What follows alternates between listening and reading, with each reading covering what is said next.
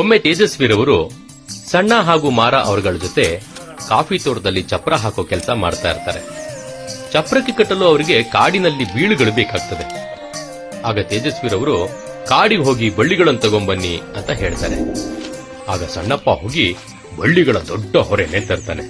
ಆ ಬಳ್ಳಿಗಳ ಎಲೆಗಳನ್ನೆಲ್ಲ ಕಿತ್ತು ಕಟ್ಟಲು ಅದನ್ನ ದಾರದಂತೆ ಸಿದ್ಧ ಮಾಡ್ತಾ ಇದ್ದ ಮಾರ ಅದರಲ್ಲಿ ಒಂದು ಬೀಳನ್ನ ನೋಡಿ, ಅಯ್ಯೋ ನಿನ್ ಮನೆ ಹಾಳಾಗ, ಇದನ್ ಯಾಕೋ ಕಿತ್ತೆ ಅಂತ ಸಣ್ಣನಿಗೆ ಬೈತಾನೆ.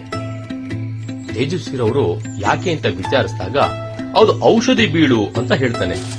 ಆಗ ಸಣ್ಣ, ಅವು ಕಾಡ್ನಲ್ಲಿ ಇನ್ನೂ ಬೇಕಾದಷ್ಟಿದೆ ಅಂತ ಅಂದಿದ್ದಕ್ಕೆ ಕೂಡ್ಲೆ ಮಾರ, ಎಲ್ಲಿ ತೋರ್ಸು ನಡಿ ಅಂತ ಸಣ್ಣನ್ ಕರ್ಕೊಂಡು ಕಾಡಿಗೆ ಹೋಗ್ತಾರೆ. ಕುತೂಹಲಕ್ಕೋಸ್ಕರ ತೇಜಸ್ವಿರವರು ಅವ್ರ ಜೊತೆ ಹೋಗ್ತಾರೆ. ಸಣ್ಣಪ್ಪ ಮಾರನಿಗೆ ಈ ಬಳ್ಳಿಯನ್ನ ತೋರಿಸಿದ ಕೂಡ್ಲೆ ಮಾರ ಅದನ್ನ ತೆಗೆದು ಲಘು ಬಗೆಯಿಂದ ಪಕ್ಕದಲ್ಲಿದ್ದ ಒಂದು ಮರಕ್ಕೆ ಸುತ್ತಿ ಗಂಟು ಕಟ್ಟಿಬಿಡ್ತಾನೆ. ಮಾರನ ಈ ವ್ಯವಹಾರ ನೋಡಿ ತೇಜಸ್ವಿರವರಿಗೆ ಆಶ್ಚರ್ಯ ಆಗುತ್ತೆ. ಆಗ ಅವರು, ಯಾಕೋ ಮಾರ ಅದನ್ನ ಗಿಡಕ್ಕೆ ಗಂಟು ಹಾಕ್ತಾ ಇದೀಯಾ ಅಂತ ಕೇಳ್ತಾರೆ. ಅದಕ್ಕೆ ಮಾರ, ಕಳ್ಮೊಂಡದು ಬಿದ್ದಿರ್ಲಿ ಅಲ್ಲೇ ಅಂತ ಅಂತಾನೆ. ಯಾಕೋ ಅದೆಲ್ಲಿಗೋ ಓಡ್ ಹೋಗುತ್ತೆ ಅಂತ ಕೇಳಿದಾಗ, ಅಯ್ಯೋ ಈ ಬೀಳಿನ ಸರ ನಿಮಗ್ ಗೊತ್ತಿಲ್ಲ ಸ್ವಾಮಿ, ಇದು ಬೇಕಾದಾಗ ಬೇಕಾದವರಿಗೆ ಸಿಗಬಾರದು ಅಂತ ಒಬ್ಬ ಋಷಿ ಶಾಪ ಕೊಟ್ಟಿದ್ದಾನೆ. ಅದಕ್ಕೆ ಕಣ್ಣಿಗೆ ಬಿದ್ದಾಗ ಅದನ್ನ ಹಿಡಿದು ಬಿದ್ದಿರು ಇಲ್ಲಿ ಅಂತ ಯಾವ್ದಾದ್ರೂ ಗಿಡಕ್ಕೆ ಗಂಟು ಹಾಕ್ಬಿಡ್ಬೇಕು ಹೀಗಂತ ಮಾರ ವಿವರಣೆ ಕೊಡ್ತಾನೆ. ಮಾರನ ಈ ಕಟ್ಟುಕತೆಗಳ ದೆಸೆಯಿಂದ ಅವನು ಹೇಳೋದ್ರಲ್ಲಿ ಯಾವುದು ಸುಳ್ಳು ಯಾವುದು ನಿಜ ಅಂತ ತೇಜಸ್ವಿರವರಿಗೆ ಗೊತ್ತಾಗ್ತಾ ಇರಲಿಲ್ಲ. ಆದ್ರೆ ಎಷ್ಟೋ ದಿನಗಳ ನಂತರ ಮಾರನ ಈ ಔಷಧಿ ಬೀಳಿನ ಕತೆ ಮತ್ತೊಂದು ಸಲ ತೇಜಸ್ವಿರವರಿಗೆ ಮತ್ತೊಂದು ಮುಖ್ಯ ಸನ್ನಿವೇಶದಲ್ಲಿ ಎದುರಾಗುತ್ತೆ. ಇಲ್ಲಿವರೆಗೂ ನಾವು ಸಣ್ಣ ತೋರಿಸಿದ ಬೀಳನ್ನ ಮಾರ ಮರಕ್ಕೆ ಸುತ್ತಿದ್ದು, ಅದಕ್ಕೆ ಯಾವುದೋ ಋಷಿ ಶಾಪ ಇದೆ ಅಂತ ಹೇಳಿದ್ದು ಅನ್ನೋವರೆಗೂ ಕತೆ ಕೇಳಿದ್ರಿ ಅಲ್ವಾ? ಮುಂದೇನಾಯ್ತು ಅಂತ ನೋಡೋಣ ಬನ್ನಿ. ಮಾರ ಅವತ್ತು ಅದನ್ನ ಹಾಗೆ ಕಟ್ಟ ಹಾಕಿ ಅದರ ಕಾಲಿಂದ ತಲೆವರೆಗೂ ಪ್ರತಿಯೊಂದು ಔಷಧಿ ಅಂತ ಹೇಳಿದ್ನೇ ಹೊರತು ಅದು ಯಾವುದಕ್ಕೆ ಔಷಧಿ ಅಂತ ಸರಿಯಾಗಿ ಹೇಳಿರಲಿಲ್ಲ. ಪ್ರಾಯಶಃ ಅದು ಅವನಿಗೂ ಗೊತ್ತಿರಲಿಲ್ಲ ಅನ್ಸುತ್ತೆ. ಹೀಗಿರ್ಬೇಕಾದ್ರೆ ತುಂಬಾ ದಿವಸ ಆದ್ಮೇಲೆ ಮಾರ್ನ ಈ ಔಷಧಿ ಬೀಳಿನ ಸಂಗತಿ ಮತ್ತೆ ಮೇಲಿದ್ದು ಬಂತು ನೋಡಿ. ಈ ಸಲ ಅಪ್ಪಣ್ಣ ಅದನ್ನ ಒಂದು ಕಾಡಿನ ಗಿಡಕ್ಕೆ ಕಟ್ಟ ಹಾಕ್ತಾ ಇದ್ದ. ಇದು ಯಾವುದಕ್ಕೆ ಔಷಧಿ ಅಂತ ತೇಜಸ್ವಿರವರು ಕೇಳಿದ್ದಕ್ಕೆ, ಯಾವುದಕ್ಕೆ ಅಂತ ಗೊತ್ತಿಲ್ಲ, ಇದ್ರ ಎಲೆಗಳನ್ನ ಹಾಲಿಗೆ ಹಾಕಿ ಹಿಂಡಿದ್ರೆ ಗಟ್ಟಿಯಾಗತ್ತೆ ಅಂತ ಹೇಳಿದ್ದ. ನೀನ್ ನೋಡಿದ್ಯಾ ಅಂತ ಕೇಳಿದ್ದಕ್ಕೆ, ಹಾಗಂತ ಕೇಳಿದೀನಿ, ಇದಕ್ಕೆಲ್ಲ ಹಾಲನ್ ಎಲ್ಲಿಂದ ತರಲಿ ಅಂತ ಜವಾಬ್ ಕೊಡ್ತಾನೆ.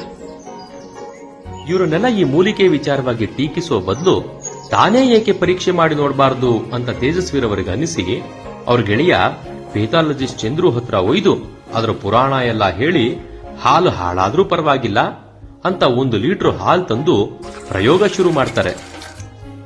ಮಿಕ್ಕ ವಿಜ್ಞಾನಿ ಮಿತ್ರರು ಕಟ್ಟುಕತೆಗಳನ್ನ ಕಟ್ಟಿಕೊಂಡು ಹಾಲು ಹಾಳು ಮಾಡ್ತಿದ್ದೀರಾ ಅಂತ ನಗ್ತಾರೆ.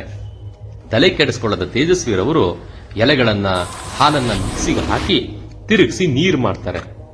ನಂತರ ಅದನ್ನೊಂದು ಪಾತ್ರೆಗೆ ಸುರಿದು ನೋಡ್ತಾ ಕೂತ್ಕೋತಾರೆ. 1-2 ನಿಮಿಷ ಕಳೆಯುತ್ತೆ.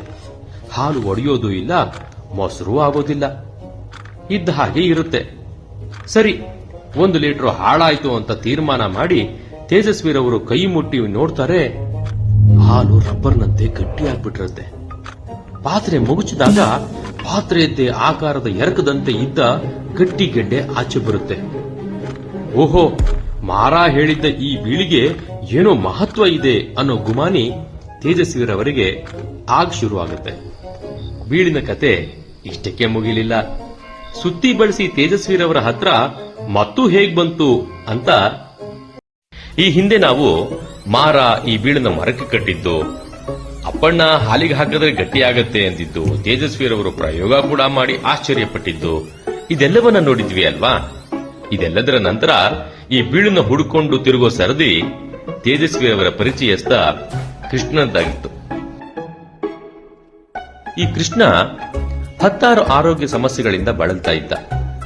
ಹೀಗೆ ಒಬ್ಬ ಮಲಯಾಳಿ ಸನ್ಯಾಸಿ ಈ ಬೀಳಿನ ಲಕ್ಷಣಗಳನ್ನೆಲ್ಲ ವಿವರಿಸಿ ಅದರ ಗೆಡ್ಡೆನ ಹಾಲಿನಲ್ಲಿ ಬೆರೆಸಿ ಕುಡಿಯೋದಕ್ಕೆ ಹೇಳಿದ್ನಂತೆ. ತೇಜಸ್ವಿರವರಿಗೆ ಈಗಾಗಲೇ ಆ ಬೀಳುಗಳಿದ್ದ ಜಾಗದ ಪರಿಚಯ ಇದ್ದಿದ್ದರಿಂದ ಕೃಷ್ಣನಿಗೆ ತೋರಿಸಿ ಇಬ್ಬರು ಸೇರಿ ನೆಲವನ್ನ ಅಗೆದು ಅದರ ಗೆಡ್ಡೆನ ಪತ್ತೆ ಮಾಡಿದ್ರು. ಆಶ್ಚರ್ಯ ಅಂದ್ರೆ ಸನ್ಯಾಸಿ ಹೇಳಿದಂತೆ ಅದನ್ನ ಅರೆದು ಕುಡಿದ 5 ದಿನಗಳ ಒಳಗಾಗಿ ಕೃಷ್ಣನ ಆರೋಗ್ಯ ಸಮಸ್ಯೆಗಳು ಸಂಪೂರ್ಣ ವಾಸಿಯಾಗಿದ್ವು. ಇದಕ್ಕಿಂತ ತಮಾಷೆ ಅಂತ ಅಂದ್ರೆ ಗೆಡ್ಡೆ ಅಗೆದು ತೆಗೆದಾಗ ಅದು ರುಚಿ ಹೇಗಿರುತ್ತೆ ಅಂತ ನೋಡೋದಕ್ಕೆ ತೇಜಸ್ವಿರವರು ಅದನ್ನ ಒಂದು ಚೂರು ಅಗೆದು ತಿಂತಾರೆ. ಆ ಸದ್ಯಕ್ಕೆ ಅದು ಸ್ವಲ್ಪ ಕಹಿ ಅನ್ಸತ್ತೆ ಅಷ್ಟೇ. ಆದ್ರೆ ತೇಜಸ್ವಿರವರಿಗೆ ತುಂಬ ದಿನಗಳಿಂದ ಬಲಗಾಲಿನ ಹಿಮ್ಮಡಿಯ ಪಕ್ಕ ಒಂದು ಸಣ್ಣ ಗೆಡ್ಡೆಯಂತಾಗಿ ಬಹಳ ನೋವು ಕೊಡ್ತಾ ಇರುತ್ತೆ. ಜೊತೆಗೆ ನಡೆಯುವಾಗಲೆಲ್ಲ ಕುಂಟ್ಕೊಂಡೇ ನಡೆಯುವಂತೆ ಮಾಡಿರುತ್ತೆ. ಡಾಕ್ಟರ್ ಕೂಡ ಅದನ್ನ ಆಪರೇಷನ್ ಮಾಡಿನೇ ತೆಗಿಬೇಕು ಅಂತ ಹೇಳಿರ್ತಾರೆ. ಆದ್ರೆ ಆ ಗಡ್ಡೆನ ಅಗೆದು ತಿಂದ 2 ದಿನಕ್ಕೆ ನೋಡ್ತಾರೆ, ನೋವಿನ ಸಮೇತ ಆ ಗಡ್ಡೆನೂ ಮಂಗಮಯ ಆಗೋಗಿರುತ್ತೆ. ಆಗ ತೇಜಸ್ವಿರವರಿಗೆ ಒಂದ್ ಕಡೆ ಆಶ್ಚರ್ಯ, ಆಕಸ್ಮಿಕ ಎರಡೂ ಅನ್ಸತ್ತೆ. ಇದು ಮೂಲಿಕೆ ಬಳಿಯ ಪ್ರಭಾವ ಅಂತ ಹೇಗ್ ನಂಬೋದು? ಇದನ್ನೆಲ್ಲ ಸಂಶೋಧನೆ ಮಾಡೋದಾದ್ರೂ ಯಾರು? ಈ ಅಪ್ಪಣ್ಣ, ಮಾಸ್ತಿ, ಬೈರ, ಮಾರ ಮುಂತಾದವರುಗಳ ಜೊತೆ ಕಾಡು ತಿರುಗಿ ತೇಜಸ್ವಿರವರು ತಿಳ್ಕೊಂಡ ಎಷ್ಟೋ ವಿಷಯಗಳಲ್ಲಿ ಈ ಗಿಡಮೂಲಿಕೆಯ ವಿಷಯನೂ ಒಂದು. ಆದರೆ ಕಾಲಾಂತರದಲ್ಲಿ ಕಾಡು ನಾಶ ಆಗ್ತಾ ಬರ್ತಾ ಇದೆ. ಈ ಮೂಲಿಕೆ ವಿಷಯ ತಿಳ್ಕೊಂಡವರು ನಿರ್ಗಮಿಸ್ತಾ ಬರ್ತಾ ಇದ್ದಾರೆ. ಇವೆರಡರಲ್ಲಿ ಯಾವೊಂದು ಇಲ್ಲವಾದರೂ ಇನ್ನೊಂದು ನಿರುಪಯುಕ್ತ ಆಗುತ್ತೆ ಅನ್ನೋದು ತೇಜಸ್ವಿರವರ ಅಭಿಪ್ರಾಯ. ಎಷ್ಟು ನಿಜ ಅಲ್ವಾ?